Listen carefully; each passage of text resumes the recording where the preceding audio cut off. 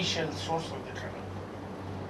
We have reasons to be happy at some aspects of the recent election results. Some aspects. For the UPA government, it is a time of great opportunity and challenge. If it fails to deliver and does not give up its vote bank politics, there may soon be a tremendous backlash which no one may be able to control. Some of the most fundamental questions were candidly raised by no less a person than the one derided by good friend Radha Rajan, Jawaharlal Nehru. He himself, as early in 1948, during his convocation address at the Aligarh Muslim University, said, and I quote, "You are Muslim and I am a Hindu." Nehru speaking. "You are Muslim and I am a Hindu. We may adhere to different religious faiths or even to none, but that does not take away from the cultural inheritance that is yours as much as it is mine." Unquote. Nehru pointedly asked the students, again quote, "Do you believe in national state which includes people of all religions and is essentially secular, or do you believe in a religious theoretical conception of a state which regards people of other faiths as somebody beyond the pale?" Unquote. Earlier, Nehru also spoke of minority. He said, "Minority cannot be allowed to dominate or override majority." That is Nehru speaking. Minority cannot be allowed to dominate or override the majority. After all, the majority also has some rights.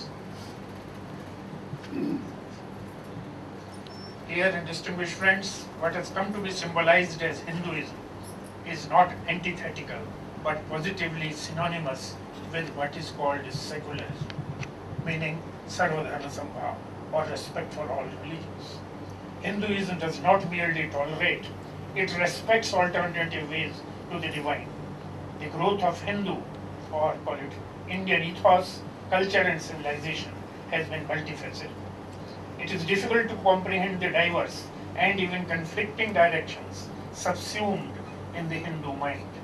The most fundamental tenet of Hinduism, Govindacharya ji also mentioned it, Ekam Sat Vipara Moda Vadanti, and Monday, Bhaktivinna, Nege Kori Muni Yasse, So, all that has been said.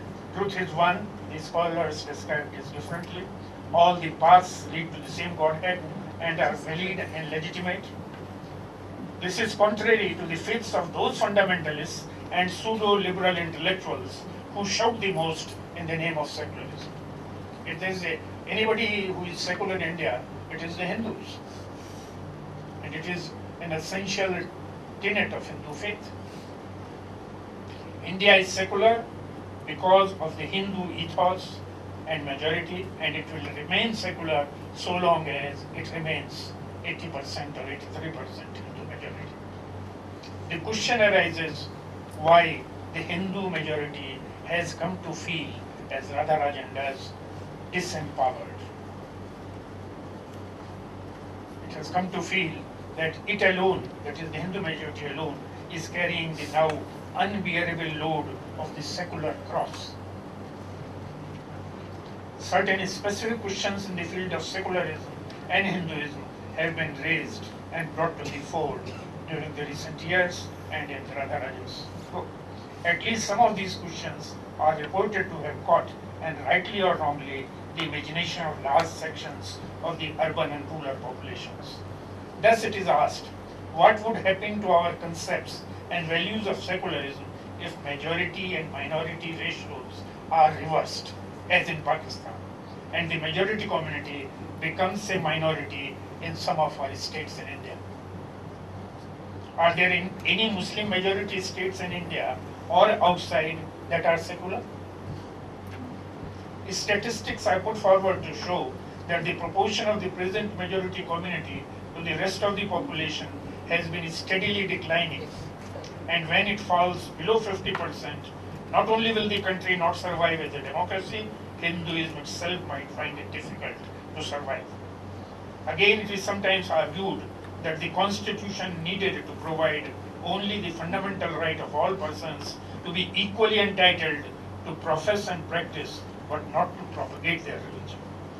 Proselytization promotes religious conflict, particularly when conversion is alien to the non-missionary nature of the religion of the majority community, and also is likely to be brought about by illegitimate or unfair means in the context of rampant illiteracy and dismal poverty.